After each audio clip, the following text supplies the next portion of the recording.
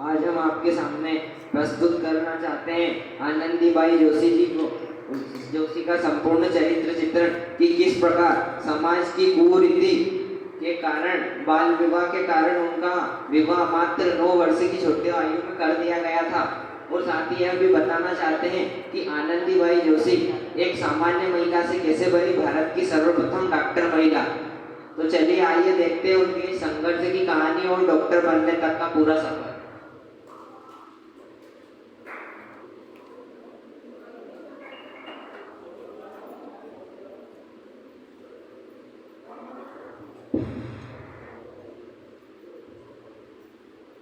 क्या बात है, आप इतने परेशान क्यों दिख रहे हैं? परेशान तो रहूंगा ना पार्वती, आखिर एक बेटी का पिता तो हूँ। अब वक्त आ गया है उसके हाथ में मेहंदी लगाने का। पर अभी तो हमारी आनंदी केवल 9 वर्ष की हुई है। अभी तो उसके लिखने पढ़ने और खेलने कूदने के दिन हैं। बच्ची जितनी छोटी है उतनी उम्र में उसकी शादी कर देनी चाहिए। आज से उसकी पढ़ाई लिखाई सब बंद।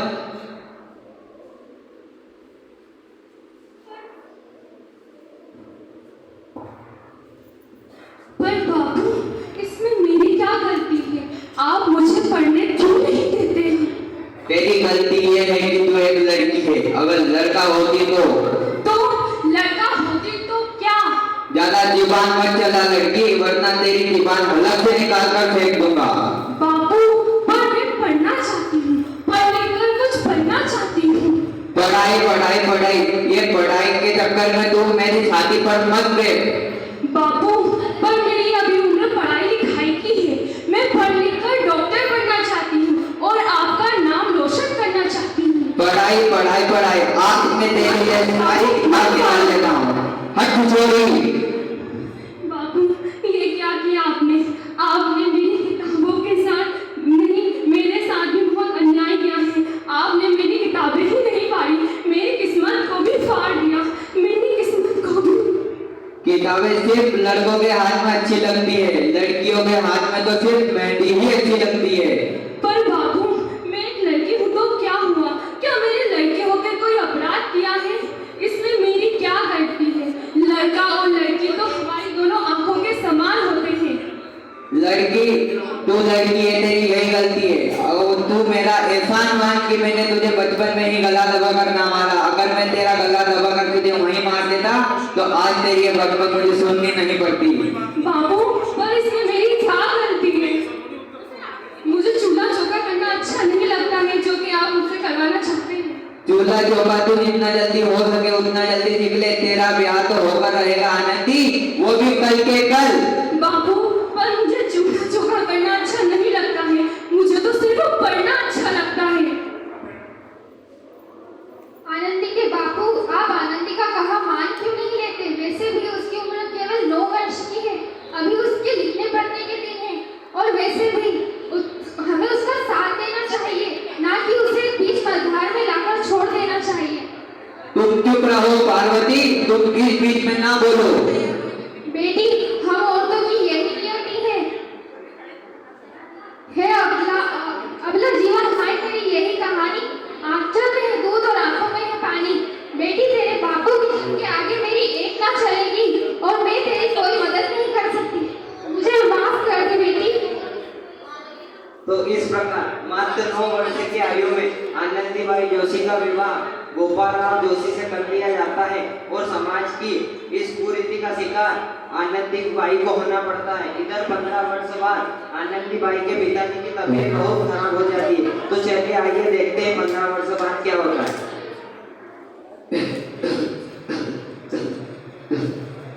लगता है मैं अब नहीं बचूंगा।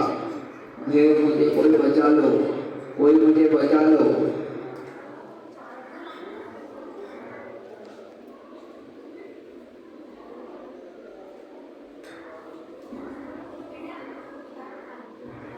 लगता है मैं अब नहीं बचूंगा। मुझे कोई बचा लो, बचा लो, मुझे कोई बचा लो।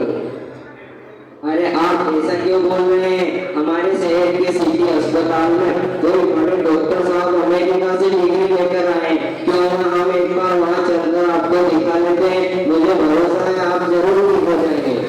सही कहा आपने भैया, कम से कम मन को तसल्ली हो जाएगी। मशहूर।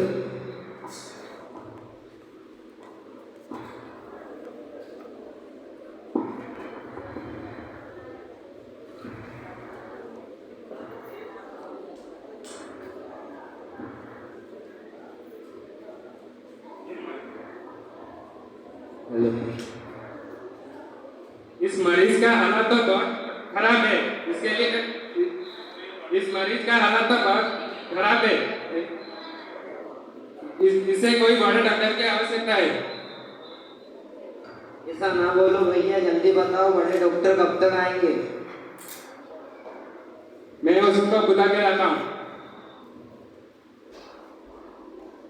मैम जल्दी चलिए, एक पेशेंट आया है, उसका तबीयत बहुत खराब है। चलिए चलिए जल्दी चलिए।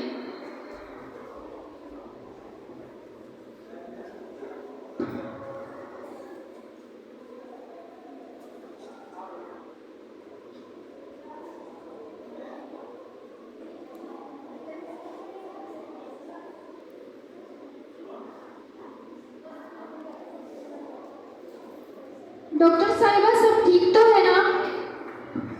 इनकी हालत तो बहुत ज्यादा ही खराब है। इन्हें बचा लीजिए डॉक्टर साहिबा, इनके अलावा मेरा कोई है ही नहीं। मैं इनको बचाने का पूरा प्रयास करूंगी, आप मुझ पर छोड़।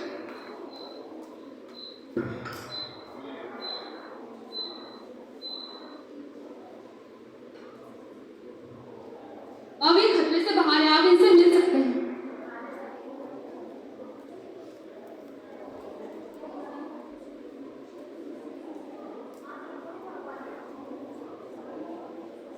के मुंह से बचाया है डॉक्टर साहब ने आपको।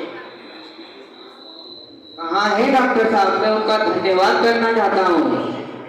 अरे डॉक्टर साहब नहीं, डॉक्टर मैडम बोलो, डॉक्टर मैडम। ये लो आ गए मैडम मिल गए। कहाँ है डॉक्टर मैडम?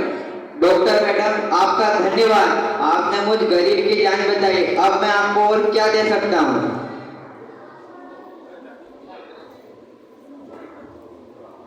वचन वचन चाहिए। कैसा वचन? मुझे वचन चाहिए कि तुम ये कभी नहीं कहोगे कि लड़कियां कुछ नहीं कर सकती हैं। कैसा वचन चाहिए आपको? यही कि लड़कियां चूल्हा चौका करने के अलावा और कुछ नहीं कर सकती हैं। अरे श्यामलाल पहचाना नहीं? तुम्हारी बेटी आनंदी। आनंदी? मेरी बेटी आनंदी? हाँ बाबू, वही आनंदी जिसके लिए बचपन में तुमने चूल्हा और चूल्हा के अलावा और कुछ सोचा ही नहीं। मुझे माफ कर दो आनंदी बेटी, मुझे माफ कर दो।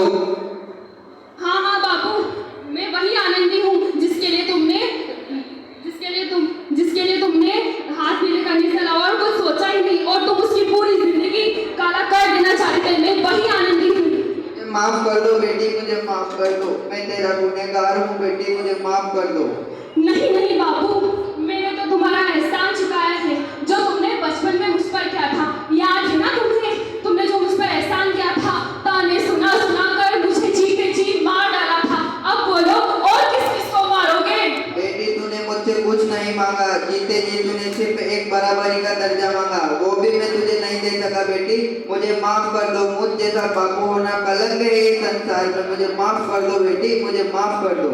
बाबू, आपने ही तो कहा था कि किताबें सिर्फ बेटों के हाथ में अच्छी लगती है, बेटियों के हाथ में तो सिर्फ मेहंदी। बेटा और बेटी में फर्क करना तो आंखों में फर्क करने जैसा है। एक को पढ़ाना और दूसरे को ना पढ़ाना सामाजिक अंधकार है, सामाजिक अंधकार। मुझे माफ कर दो बेटी, मैं तेरा गुनहगार हूँ। मैं तेरी माफी के लायक भी ना हूँ बेटी, तेरी माफी के लायक भी ना हूँ। अरे आनंदी, अब माफ भी कर दो तुम्हारे पिताजी को, अब माफ भी कर दो। यदि सुबह का अपना भट्टा शाम को घर आता है तो उसे भूला नहीं कहा जाता। बाबू इनसे मिलिए जिन्होंने मुझे मार्गदर्शित किया, और मैं आज जिस पद पर भी हूँ, जहाँ पर भी हूँ, इन्हीं की वजह से हूँ। ये मेरे प्रेरणा स्रोत है। धन्यवाद जमाई साहब आपका, जो आपने मेरी बेटी का सपना पूरा किया। जो मैं उसके लिए नहीं कर सकता वो आपने उसको बनाया और आपने उसका सपना पूरा किया। नहीं बाबू, आप क्या कर रहे हैं? ये तो मेरा फर्ज था। आप तो मेरा पिता समान है। तो इस प्रकार आनंदीबाई जोशी ने अपनी मेहनत और अपने अटूट इरादे से न केवल भारत की पहली महिला डॉक्टर बनी, बल्कि उन सभी लड़कियों के लिए एक सुनहरा रास्ता दिखा गई